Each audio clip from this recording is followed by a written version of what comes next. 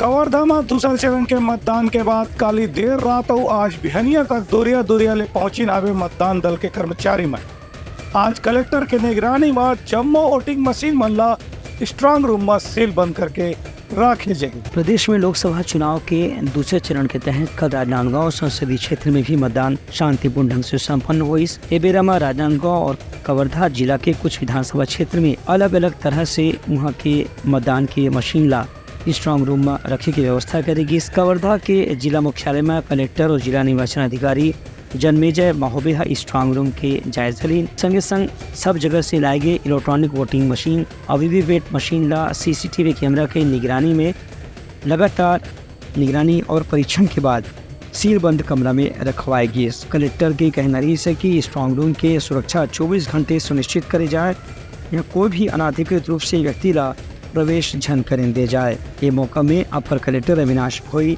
जिला पंचायत के सीईओ संदीप अग्रवाल, उप जिला निर्वाचन अधिकारी गीता रायस और स्ट्रांग रूम के सुरक्षा में लगे अधिकारी मन घलो मौजूद रही। ब्यूरो रिपोर्ट, उटलंघा न्यूज़।